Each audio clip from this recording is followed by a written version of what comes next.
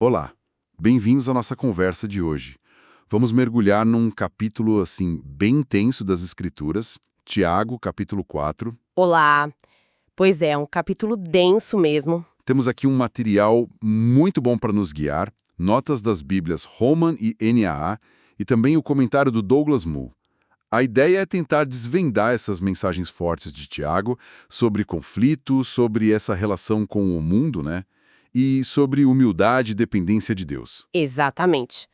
É interessante porque Tiago 4 pega o gancho do capítulo 3, que falava da sabedoria, do controle da língua. Mas aqui ele vai direto, assim, para as tensões que rolavam na comunidade. Ele não alivia, né? Não mesmo. Ele investiga as causas, usa uma linguagem bem forte. É um texto muito prático e que, nossa, continua super relevante. Bom, vamos lá então.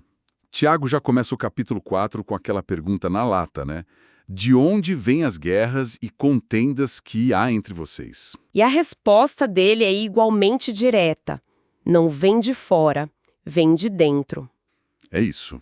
Dos prazeres, ou algumas traduções trazem paixões, que ficam ali guerreando dentro da pessoa. As fontes que a gente está usando destacam a palavra grega edonai. Sim, é dona e tá ligada a esses desejos mais egoístas, né? É a mesma raiz de hedonismo. No Novo Testamento, essa palavra quase sempre tem essa carga negativa, apontando para a origem interna do problema, do pecado mesmo. E junto com edonai vem epitimiai, as cobiças, desejos intensos. Isso, são a fonte do problema. Agora, o versículo 2 já traz uma discussão interessante. Ele fala em guerras, polemoi e, principalmente, vocês matam, phonouete. Essa parte é forte. Será que era literal? Então, o Mu discute isso. Ele lembra do contexto da época dos zelotes, que eram conhecidos pela violência. Então, assim, a possibilidade de conflito físico existia. Mas ele não parece muito convencido de que Tiago está falando de assassinatos literais dentro da igreja, né? Ele acha meio improvável um problema tão grave assim ser mencionado tão de passagem. Além disso, Tiago usa outra palavra, machai, para contendas ou pelejas.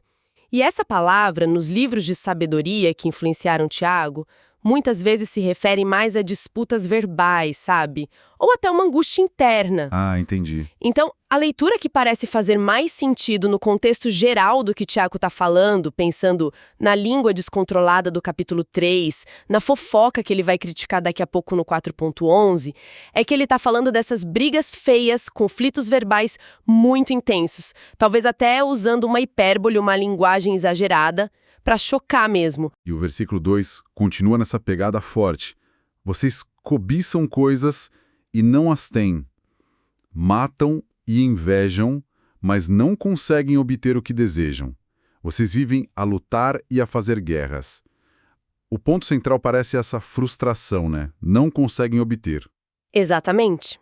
E o Mu conecta isso com uma ideia que era comum na época, tanto na ética judaica quanto na grega, a ligação direta entre a inveja, ele usa as palavras ptonos ou zelos, que a gente já viu no capítulo 3, e o conflito. Ele até cita um exemplo, acho. Sim, ele menciona o Testamento de Simeão, um texto judaico antigo que conta como a inveja levou os irmãos de José a tentarem matá-lo. É um exemplo clássico dessa conexão. Faz sentido. E o Mut até analisa a estrutura da frase no versículo 2. Ele sugere que talvez a leitura seja assim: o desejo frustrado, cobiçam e nada têm, leva um passo além. Inveja e conflito matam e invejam, lutam e fazem guerras. Nessa linha, matar e lutar seriam a escalada que começa na inveja. A sequência fica desejo egoísta, inveja, conflito, descrito de forma chocante, frustração que continua. Tá, mas e essa palavra matam? Se ele acha que é hipérbole, qual a força disso? Bom, ele explora algumas ideias. Podia ser tipo uma raiva assassina, como Jesus condena lá em Mateus 5, uma coisa mais interna, ou até um problema no texto antigo, mas não tem manuscrito que apoie mudar a palavra. Entendi. A visão que o Mu parece preferir é mesmo a da hipérbole. Tiago estaria usando o matam como um alerta máximo, sabe?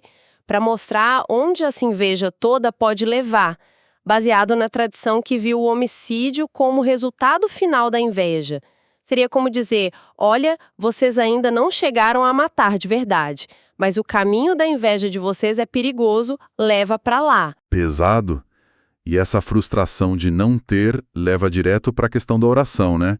Dos versículos seguintes. Exatamente. Tiago emenda, não tem porque não pedem.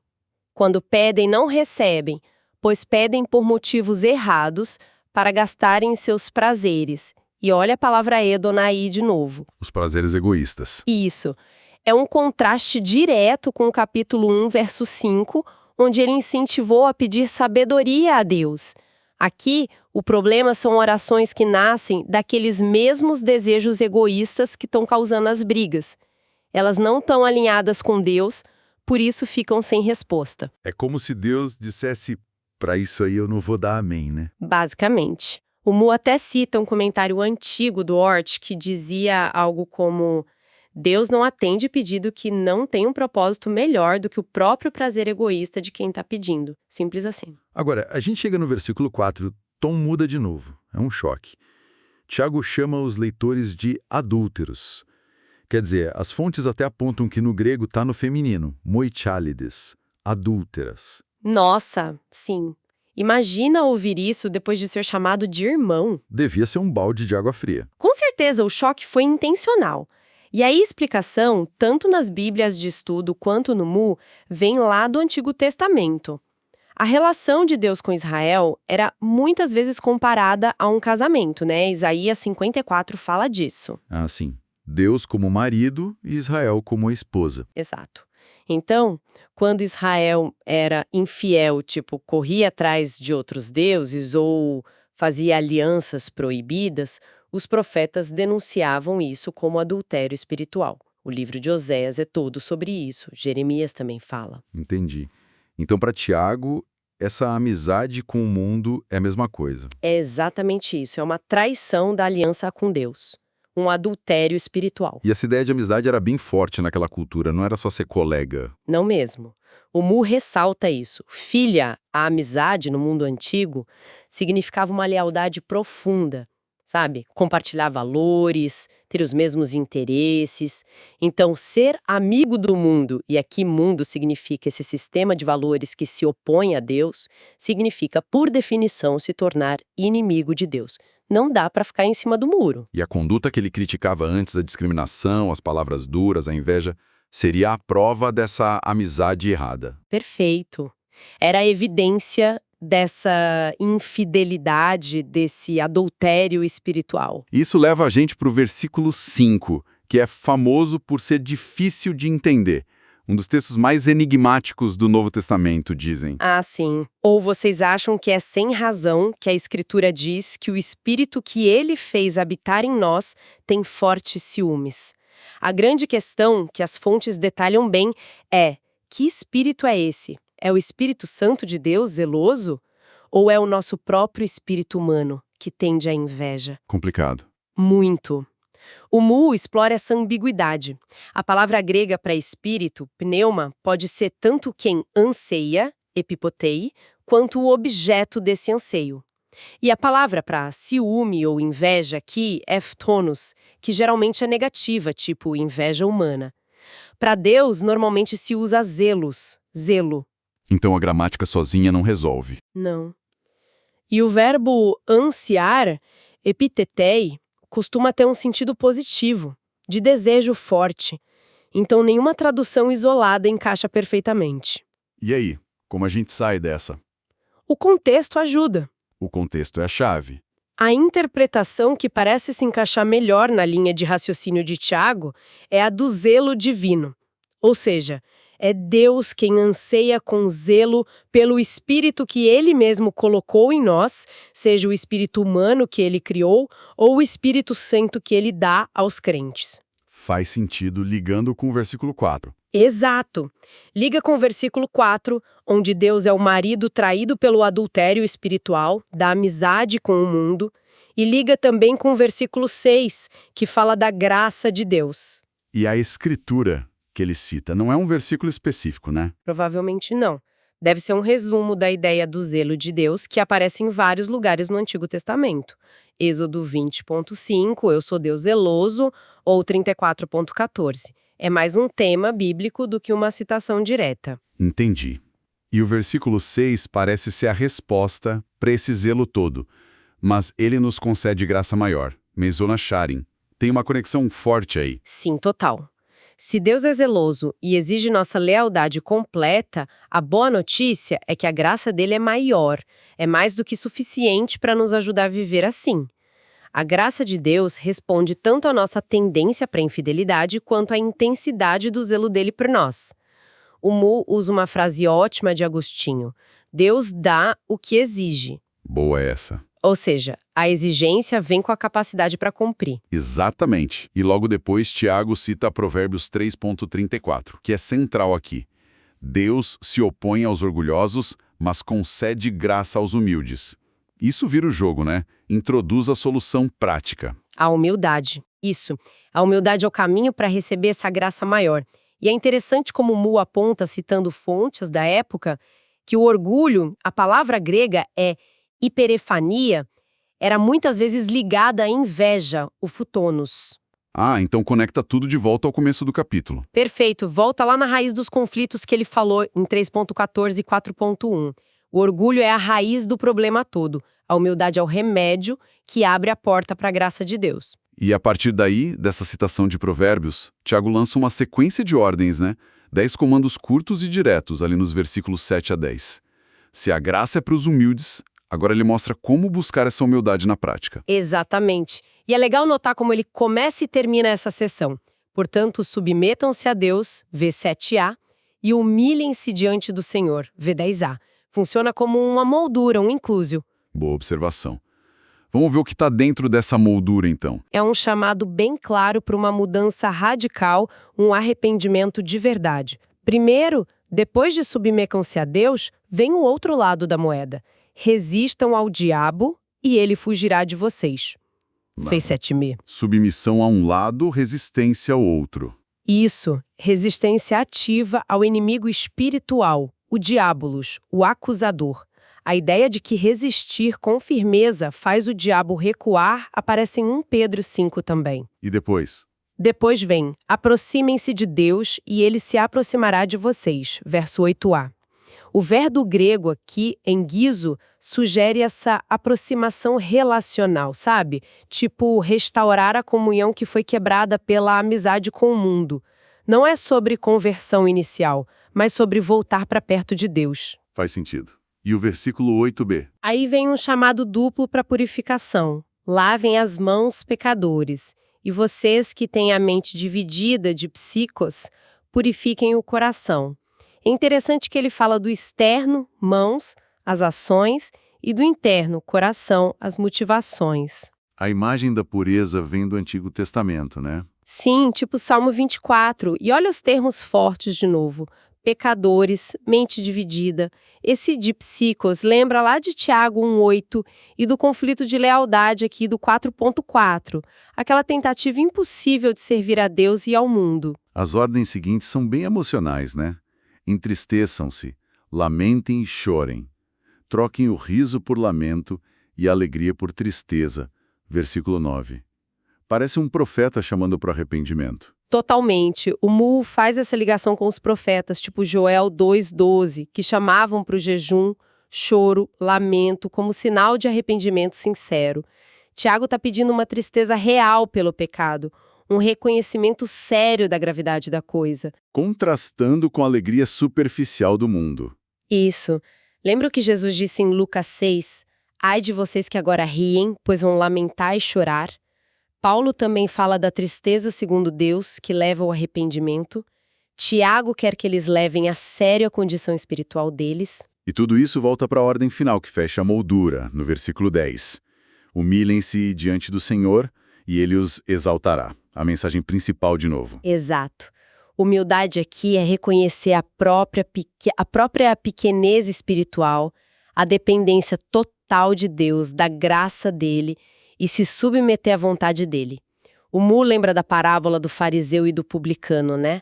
Quem se humilha será exaltado. É o mesmo princípio que Tiago já tinha falado lá em 1.9, sobre o irmão humilde se alegrar na exaltação futura. Agora, seguindo para os versículos 11 e 12, o foco muda um pouquinho, mas ainda está tudo ligado, né? Tiago vai falar da maledicência, do falar mal dos outros. Sim, a conexão é forte. Falar mal dos outros, muitas vezes, é fruto do orgulho, a pessoa se acha superior, e da inveja, que causa conflito. Ou seja, os mesmos problemas que ele está tratando. E, claro, liga direto com o controle da língua do capítulo 3. A proibição é bem clara. Irmãos, não falem mal uns dos outros. Me catalalete. Isso, literalmente não falem contra. Cobre difamação, calúnia, crítica que destrói. E ele não só proíbe, ele explica por que é tão errado. A primeira razão é que falar mal de um irmão é, de algum jeito, falar contra a própria lei e até julgar a lei. Como assim? Então, o Mu explica que Tiago provavelmente está pensando na lei régia, a lei do amor ao próximo de Levítico 19:18, que o próprio Tiago chamou de fundamental lá no capítulo 2, verso 8. Ah, a lei principal, exato. Quando alguém fala mal de um irmão, está basicamente quebrando esse mandamento central. E ao fazer isso, a pessoa se coloca como se estivesse acima da lei, sabe? Como se ela pudesse decidir se a lei vale ou não naquele caso. Em vez de cumprir a lei, ela vira um juiz da lei, questionando a autoridade dela. Entendi. E a segunda razão é ainda mais séria. Fazer isso é tomar o lugar de Deus. Exatamente. O versículo 2 é muito claro. Há apenas um legislador e juiz, que é Deus, aquele que pode salvar e destruir. Só Deus tem a autoridade final e o conhecimento para julgar o coração e o destino das pessoas. A pergunta que ele faz é forte. Quem é você para julgar o seu próximo? Penetrante, né? E usar próximo reforça a ligação com o mandamento do amor. É importante dizer, como o Mu lembra, que isso não proíbe todo tipo de discernimento ou disciplina na comunidade. A gente vê isso em 1 Coríntios, por exemplo. Mas condena esse espírito de julgamento pesado, sabe? Essa atitude de querer dar a sentença final sobre o estado da pessoa diante de Deus. Isso é só dele. Chegamos na última parte do capítulo, então. Versículos 13 a 17. Tiago usa de novo aquela expressão direta. Ouçam agora, agenal. Tipo, prestem atenção aqui. Sim, é um recurso retórico para chamar atenção. E dessa vez o alvo são planejadores arrogantes. O Moore sugere que eram talvez comerciantes cristãos, talvez ricos, pelos planos que eles descrevem. Tiago descreve bem a autoconfiança deles. Hoje ou amanhã iremos para tal cidade, passaremos um ano lá, faremos negócios e ganharemos dinheiro. O ponto aqui, e o Mu enfatiza isso, não é criticar o ato de planejar, ou o comércio, ou querer ter lucro. Não é uma crítica econômica. O problema é a arrogância, a autossuficiência nesses planos. É uma atitude que simplesmente ignora Deus, deixa ele de fora da conta. E ele logo contrasta essa atitude com a realidade da nossa fragilidade, né, no verso 14. Na hora. Ele diz: vocês nem sabem o que vai acontecer amanhã, que é a sua vida. Vocês são como a neblina ou vapor, atmis, que aparece por um instante e logo some. Essa imagem da vida ser passageira é muito comum na Bíblia, né? Provérbios, Salmos, Jó. É um choque de realidade. Total. Nossa vida é frágil, nosso controle sobre o futuro é bem limitado. Então, qual seria a postura certa ao fazer planos, segundo o verso 15? O famosa a conditio Jacobeia, se o Senhor quiser. A frase completa seria algo como: se o Senhor quiser, viveremos e faremos isto ou aquilo. Mas não é só repetir a frase, né? De jeito nenhum, não é para ser só uma fórmula mágica. Tem que expressar uma atitude real de reconhecer que Deus é soberano sobre nossa vida, sobre nossos planos. A gente depende dele para viver e para fazer qualquer coisa. O Mui nota que Paulo vivia assim, né? A gente vê isso em Atos, em Romanos, e o próprio Jesus no Getsêmani, submetendo a vontade dele à do Pai. E o verso 16 condena diretamente a atitude contrária. Sim. Agora, porém, vocês se vangloriam, caushalmai, das suas pretensões arrogantes alazoniais. Esse tipo de orgulho autoconfiante que os gregos chamavam de híbris, Tiago classifica como um maligno, poneira. Maligno mesmo. É forte. É uma mentalidade do mundo totalmente oposta à visão cristã, que reconhece Deus como Senhor de tudo. Uma até liga com 1 João 2,16, que fala da soberba da vida como algo que não vem de Deus, mas do mundo. E o capítulo fecha com uma afirmação bem ampla e forte no verso 17. Portanto, quem sabe que deve fazer o bem e não o faz, comete pecado. Como isso se encaixa aqui no final?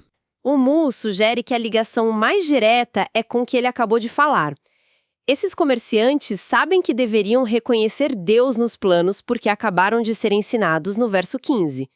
Então, continuar agindo com arrogância, omitindo esse reconhecimento, é pecado. Ah, entendi a conexão direta. Mas o princípio vai além, né? Vira uma declaração geral sobre o pecado de omissão. Deixar de fazer o bem que a gente sabe que deve fazer é tão pecado quanto fazer o mal ativamente. Isso lembra que Jesus ensinou, tipo, na parábola do servo que sabia a vontade do Senhor e não fez, lá em Lucas 12. É sério isso, né? Muito sério. Então, resumindo esse capítulo 4 de Tiago, foi uma jornada intensa. Ele começa mostrando que a raiz das brigas está nos desejos egoístas, na inveja. Denuncia a amizade com o mundo como traição, como adultério espiritual, e chama para um arrependimento profundo, para a humildade. E essa humildade não é só um sentimento, é a ação. Submeter-se a Deus, resistir ao diabo, buscar purificação por dentro e por fora, até sentir tristeza pelo pecado. Isso. Depois ele ataca o julgamento, o falar mal dos outros, porque isso é querer tomar o lugar de Deus. E termina confrontando a arrogância de viver e planejar a vida como se a gente tivesse todo o controle, esquecendo da nossa fragilidade e da soberania de Deus. E ainda nos lembra que não fazer o bem que sabemos também é pecado. Ufa! É muita coisa. E uma reflexão final que fica, especialmente lendo Mu, é como Tiago não para de nos cutucar sobre a coerência entre o que a gente diz que crê e como a gente vive, né? Sim. Essa arrogância que ele condena pode ser muito sutil hoje em dia. Talvez a gente não seja o comerciante do exemplo, mas será que aquela nossa confiança quase que automática no controle do nosso tempo, da carreira, das finanças, ou até a nossa certeza sobre o que os outros estão pensando ou fazendo, será que isso não é uma forma moderna daquela mesma presunção, daquela híbris contra a qual Tiago adverte? É uma boa pergunta. Onde é que a autoconfiança, que é saudável e necessária, vira aquele esquecimento perigoso de que a gente depende de Deus para tudo? Para cada respiração, cada plano, cada dia que começa. Fica aí pra gente pensar, né?